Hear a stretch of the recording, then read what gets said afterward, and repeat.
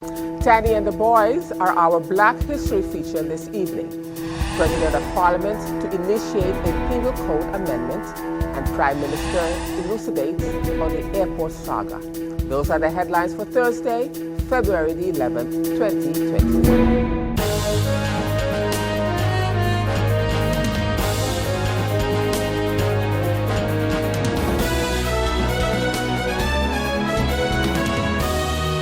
Good evening, viewers. This is SXM Daily News, and I'm Valerie Van Putten. I want to thank you so much for joining me this evening. And as usual, we have a full newscast, so let's get started.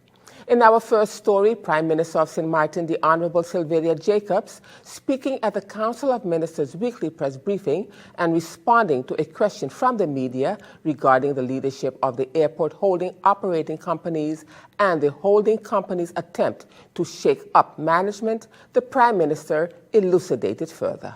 Government is the holding or the shareholder of the holding company and has the right to hold the holding company accountable.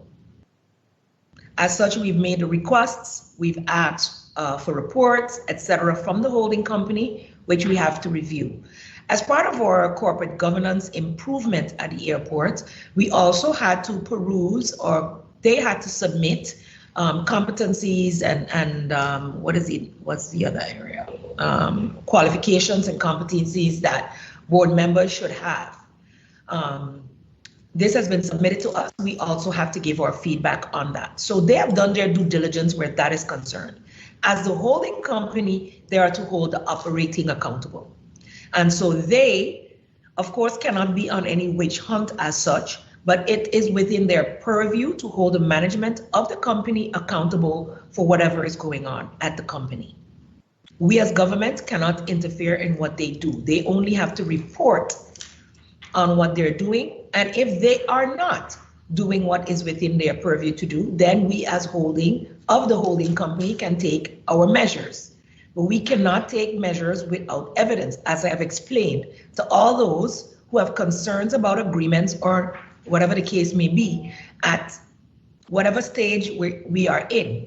Within any company, there can be persons who are found to be not fitting, not competent, or whatever the case is. The onus is upon their higher-ups, the ones they have to report to be able to prove such, to have the documentation for such. Yes, it is not government's purview to do that. We have to hold the holding company accountable, and so therefore that is what we're doing. I'm hoping that makes it very, very clear at this point. There should be, if there is a discussion from the get-go that we now have a corporate governance council, we have even a corporate governance task force as a result of the whole financing of the airport in place that is giving suggestions as to how to have proper governance. We are regulating right up to our eyeballs. As such, government must have a hands-off approach. We can only do what it is in our purview to do, and the holding can only do what is in their purview to do. But if we're talking about ensuring that there is no excessive political interference in the running of our government-owned companies, we should also ensure that there is no excessive political interference from outside of St. Martin in the running of our government-owned companies. And by that, I hope I'm very, very clear. Meanwhile, Member of Parliament for the United Democrats, Mrs. Sarah Westcott Williams, says that the attempt to dismiss the managing director from the airport does not come as a surprise to her, and she elaborated further. The letter by the Director for Latin American and the Caribbean of the World Bank regarding the Princess Juliana International Airport Holding Board's alleged intention to dismiss its managing director, Brian Mingo, does not come as a surprise to me. In fact, had nothing been said by those involved in the reconstruction and financing of the Princess Juliana International Airport when the holding's intention was made public, that would have been worrisome. I have publicly questioned the motives of the government and the holding board of the airport on this matter. And at the time, I cautioned that this could have an adverse effect, especially given the manner in which this entire affair played out in public. it would appear that the government got the holding board to carry out the government's wishes, because this government's hang-up with the airport's reconstruction agreement is public knowledge. It should be recalled that the airport was one of the issues some of the current ministers used as members of parliament to beat up on their predecessors, notably the Leona Marlin cabinet ministers. I questioned the wisdom of the move by the holding board of the airport to dismiss its managing director, and even more so to do it in the way it was done. My questions to this effect were posed to both the Prime Minister and the Minister of TIAT. But since this government has developed a habit of selectivity when it comes to answering questions and consenting to meetings of Parliament, I grasped the opportunity of the meeting regarding the law to cut salaries of semi-public entities and government-owned companies to again pose these questions on the matter between the airport holding and the managing director. The written answer that I then got from the Prime Minister has not in the least convinced me of government's hands off in this entire affair. To the contrary, I believe the government orchestrated the whole thing. So now with this communique from the World Bank, it would behoove the government to explain its part in this affair. Did the holding board really act of its own accord? And if so, what is the government's response to all of this? Will we see a situation again where the government will wash its hands from this affair and point to the holding, thereby reneging on their responsibility as shareholder? And as we continue now in other news, leader of the United People's Party and President of Parliament in St. Martin, the Honorable Rolando Bryson, says that UP will initiate a penal code amendment to raise the penalty to 5 years in prison and a 50,000 guilder fine for persons convicted of car theft. According to MP Bryson, this is one way to curb the spate of vehicle thefts occurring on the island in recent months. In a press release issued on Wednesday, MP Bryson said that government of St. Martin must take urgent measures to curb the rapid rise in car thefts on St. Martin. This includes paying attention to those streets that are not yet lit or that were lit but destroyed by hurricane winds, he said. Crime in general, and especially this type of crime, can have an especially damaging impact on our already fragile economy. It must be clear that whether you are an individual stealing cars or someone purchasing the parts after these vehicles have been stripped, you are also at risk. The trauma that is caused to the victims of car thefts adds to the mental struggles of our citizens who already undergo the scariest experience in their lives of fighting to live in the era of COVID-19. According to reports from within the community, car theft is becoming a weekly affair. It is not only privately owned vehicles that are being targeted, but also trucks and rented vehicles. MP Bryson said that he would be asking the Minister of Justice to table car thefts as a priority point for investigation. The belief among some community members is that there are 2 or 3 groups responsible for the most recent carjackings. Car rental company owners and owners of other businesses have complained about the thefts of vehicles. Some have suggested that bandits may be targeting their cars for export to islands where they can get top dollar, the release reads in part. And now, as we continue to honor our local heroes and heroines for Black History Month, today we will feature Tanny and the Boys, string music group. Text was taken from the book St. Martin Massive, a snapshot of popular artists, a House of Nahesi publication. The Tanny and the Boys string band is an icon of St. Martin's culture heritage. The group actually began as a merger between two popular 1960s bands, the Beach Island Stars string band and the Seteto Flores, the horns and drums group led by music pioneer John C. Larmeny. Tanny and the Boys took its name in the late 1970s from the nickname of Beach Island Stars leader Nathaniel Tanny Davis. Tanny and the Boys members were Federico Culebra Nathaniel Smith, who was lead vocals, guitar, and banjo. Maxime Emile Reed was lead vocals and tray guitar. James Roosevelt Samuel played marimba, bass, maracas, and George Bernard Violinist, who is still with us, was on the tambora. Edward Eddie Emmanuel Violinist, still with us, was on the accordion, bambora, guitar, and Jocelyn Antonio Arndel, who is also still with us, played gyro accordion, guitar, and the marimba. The band, from the very start, played a wide variety of music. The tambora and the accordion gave the band the opportunity to play different and more rhythms than the other bands such as the Happy Boys and the Jim Tucker Group. They brought the merengue beats to the regular string band sound. The distinct wail of Culebra and the mischievous howl of a dudish Maxime gave a lasting impression to the classic band's music.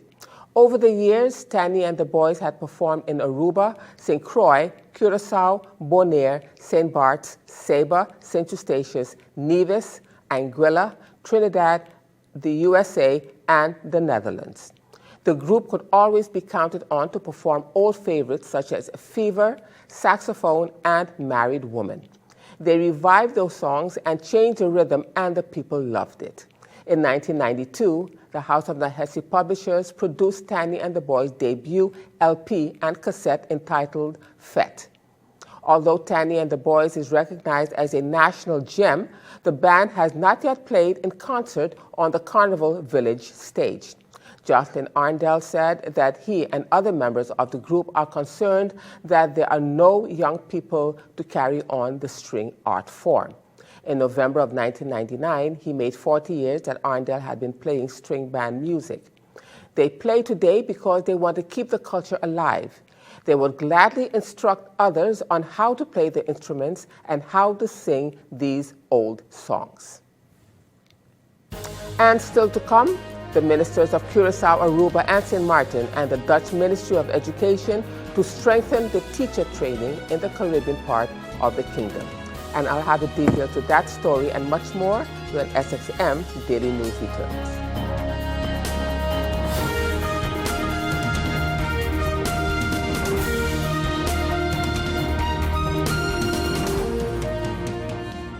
Hi, I'm Switch. And I'm Save. And together we're here to tell you about WIB, Switch, and Save mortgage offer. Now at WIB, you can save and benefit from great specials when you decide to bring your mortgage to WIB. When you switch, WIB will offer you payment of penalty fees up to 3 months interest, payment of notary fees, waive of bank closing fees, and also the lowest interest rate. Plus, you'll have the chance to win back 1 year of interest payment. Visit any of WIB's mortgage specialists and benefit from WIB's Switch and Hey, that's my part. And Save mortgage offer. WIB, your partner in progress.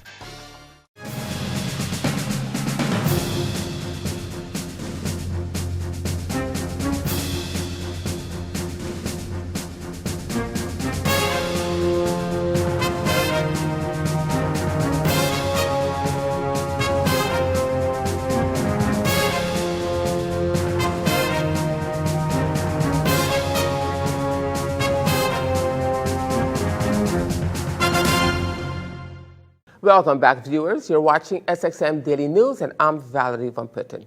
As we continue now in other news, the ministers of Curaçao, Aruba, and St. Martin and the Dutch Ministry of Education is to strengthen the teachers' training in the Caribbean part of the kingdom. On February the 8th and 9th, 2020, a delegation consisting of representatives from the Teachers Training Institute in Aruba, IPA, and the OCW on Bonaire had meetings with the various stakeholders in education on St. Martin.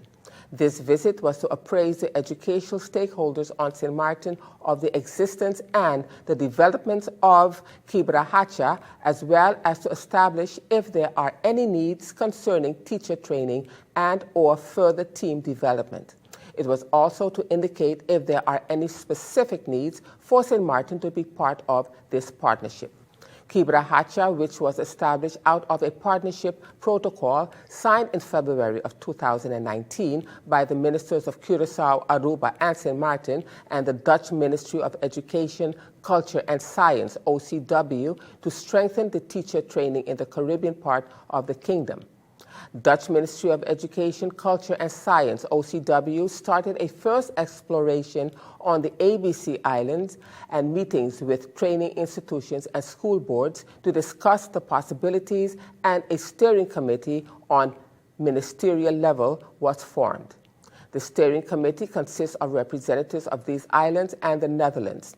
Mr. Nali Oleana, Mrs. Yvette Hawley, Mr. Vladimir Kleinmoedig, and Mrs. Anne-Marie Proveyer, and in December 2019, a central committee was formed and the Kibra Hacha was established. A chief coordinator was appointed and coordinator duos per island was appointed. In January of 2021, 9 professional development schools on Curaçao, Aruba, and Bonaire became part of the Kibra Hacha partnership in training together. All stakeholders received detailed information on the vision of the partnership regarding training together and the Caribbean teacher. In addition, the different roles and responsibilities within Kibra Hacha now and in the future were provided. The workplace learning was also addressed during the presentation. The release reads in part. And in more news, the fact that employers and the Council of Ministers do not respect trade unions as an equal partner, legitimate partner, and legitimate representative of the workers was a topic of discussion at today's press briefing of the SMAP and the Consumers Coalition. Members of the SMAP, Dr. Anders Raymond Gisseroen, speaking at their weekly press conference, which was held at the Weifel building earlier today, says that workers and their unions had to manifest to demand respect for the unions. He expounds further. It was on Sunday, February the 7th, that the board of the Windward Islands Chamber of Labour Unions held a meeting in preparation for 2 important meetings scheduled for this week, Wednesday, February the 10th. The first meeting on Wednesday morning was a meeting with the Ombudsman upon request of the Windward Island Chamber and Labour Unions. The second meeting was a meeting of the Tripartite Committee called by the Ministry of Public Health, Social Development and Labour. The union president signed the WICLU denunciation of legislation to cut in remunerations of workers and committed to uphold the bylaws of the Windward Island Chamber of Labour Unions and the Solidarity Charter Protocol signed by all the presidents of the unions affiliated in the Chamber of Labour Unions.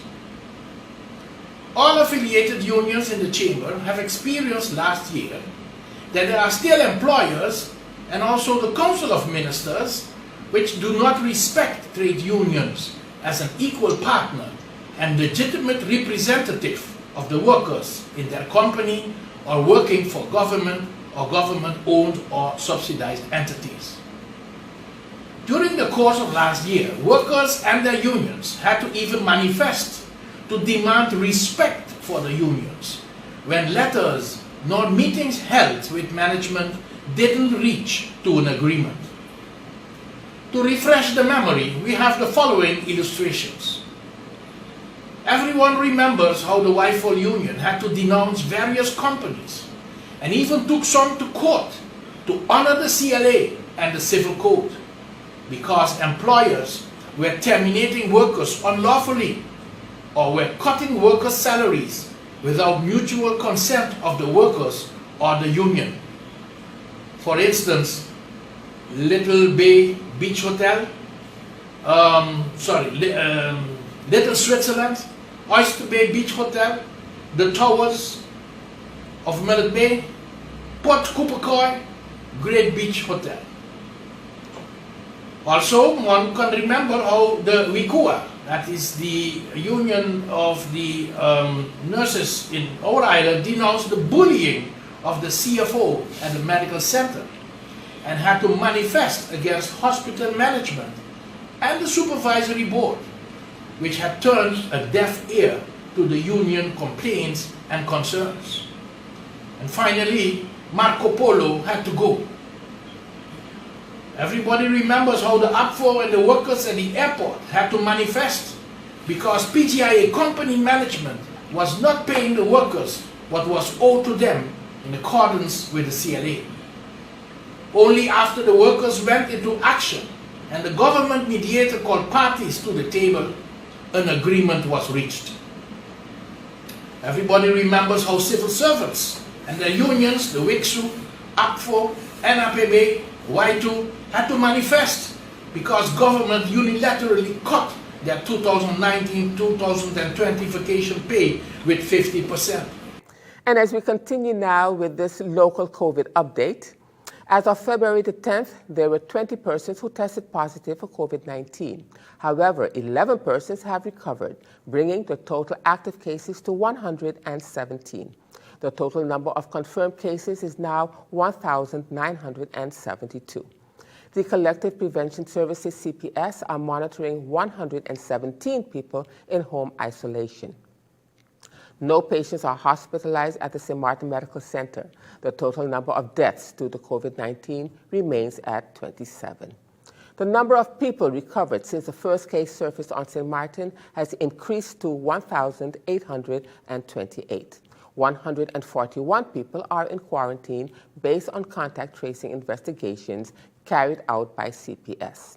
The Ministry of Public Health, Social Development and Labor, VSA, the airport health team, in collaboration with Healthcare Laboratories St. Martin, HCLS, have tested 2,419 travelers arriving at the Princess Juliana International Airport, while CPS tested 16,065 people throughout the community. As the numbers continue to fluctuate, CPS will continue to actively execute its contact tracing measures. As the numbers continue to fluctuate, it is imperative that everyone wears a mask, maintains a social distance of 2 meters, practice good hand hygiene, and remain mindful of large gatherings.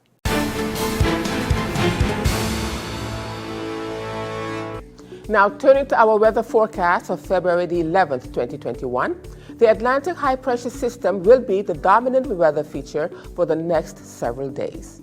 The resultant breezy wind conditions will push an area of increased moisture over the island, which may result in some passing showers during the overnight and early morning hours. Small craft operators and sea bathers should continue to exercise caution as seas are peaking near 7 feet. With seas expected to peak near 8 feet by Friday morning, a small craft advisory was to be issued in the 6 p.m. forecast. So the outlook through Saturday midday, partly cloudy and breezy with brief showers possible. Now, let's turn to your 3-day forecast.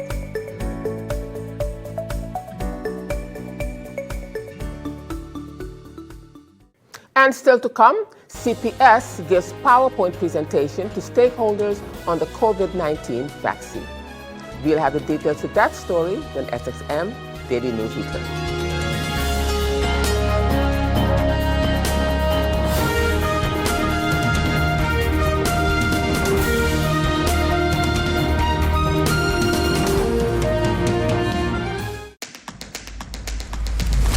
The innovative Banco Matico contactless smart card. Your Banco Matico smart card is now equipped with a contactless feature for payments, so get ready to tap and go. Contactless payments are fast, easy, secure, and accepted worldwide at all Maestro-enabled contactless terminals. Tap for transactions equivalent to or less than 100 NAF, or the US dollar equivalent. You will receive notifications via email anytime you tap. Tap, tap, and pay fast with WIB. For more information, visit our website at wib-bank.net. Tap and go with your partner in progress. Welcome back, viewers. You're watching SXM Daily News. And as we continue now with other news, the Honorable Minister of Education, Culture, Youth and Sport, Dr. Randall Rodolph Samuel, together with his delegation, visited the National Institute of Professional Advancement, NIPA, on Monday, February the 8th, 2021. As stated by the minister during the visit, the orientation visit was planned since November 2020, but was delayed due to the developments in education due to the impact of the pandemic caused by the COVID-19 virus. The orientation visit was led by the NIPA Supervisory Board of Directors and key persons in the institute. The minister and his delegation received a hands-on tour of the Skills Lab, including the Automotive Lab, the AC Refrigeration Lab, the ICT Lab, the Electrical Installation Lab, and the Carpentry area. Minister Samuel was able to interact with many students and discuss with them their experience at the NIPA. He was also able to visit the new School of Nursing cohort at the Simulation Lab area, which is currently under construction. The visit culminated with a tour of the culinary and hospitality area where students served mixed drinks and hors d'oeuvres to the guests. During the visit, the minister and his delegation took the opportunity to meet with the Supervisory Board of Directors and management to discuss various issues critical to the institution. Discussions on the expansion of the campus, the strategic plan, and the way ahead for technical vocational education in the COVID-19 era were some of the topics that was elaborated upon. Minister Samuel expressed his gratitude for the orientation and gave his support for the leadership and team members of the NIPA. And as we end this edition of SXM Daily News for this evening, the Ministry of Public Health, Social Development and Labor, Ministry VSA, the Collective Prevention Services, CPS, headed by the head of CPS, epidemiologist Mrs. Eva Lista de Weaver, continued with a stakeholders COVID-19 vaccine awareness campaign on Wednesday evening, where 2 virtual presentations were given to the faith-based organizations and the Indian Merchants Association, the IMA. On Thursday evening, sessions were held with the community councils and the senior citizens organizations. In her PowerPoint presentation, the head of CPS talked about vaccination safety, as vaccine safety is paramount. She also touched on the side effects as well as how important it is for one to receive 2 doses of the vaccine. So this slide is just to show that the vaccine, as the video mentioned, has been tested in multiple persons and millions of persons over the world. And millions, like Dr. Ragozing said, have already taken the vaccine with little to no major side effects. But essentially, when we look at the safety of Pfizer, in the test group with clinical trials of about 44,000 persons, 1 in 500,000 persons experience serious side effects. So when you look at the full comprehensive picture, there are persons that have side effects, but not that many and not that serious of a side effect. And as I mentioned, with the Pfizer vaccine, it is important that each person gets that second dose to make sure that they are fully protected against COVID-19. In terms of side effects, so I think it's important to mention that with any vaccine, there is a risk for side effects. And this would be something when we are administering any vaccine that we are careful and that we monitor after the person receives a vaccine. Whether you're a child, whether it's your child or your grandchild, we always make sure that we monitor and ask parents if they develop any side effects. I think the story is the same for COVID-19. So part of our responsibility with immunizing persons against COVID-19 is that we make sure to monitor any side effect, whether it's small or more severe. So with any vaccine, there will be some sort of side effect, which is very normal. You could experience mild pain where the injection was given. You could develop a headache. You could develop tiredness, muscle or joint pains, and fever. I think this is not extraordinary to COVID. This could be applied to any vaccine across the board. Usually these side effects are short and would only last for a couple of days. And with that, viewers, it brings us to the end of this edition of SXM Daily News for this evening. I am Valerie Van Putten, thanking you so much for joining me this evening. And just a reminder that this and other programs are available online. Simply log on to stmartinmediacenter.com for viewing. And on behalf of the SXM Daily News team, we thank you so much for watching and plan on meeting you right back here again tomorrow.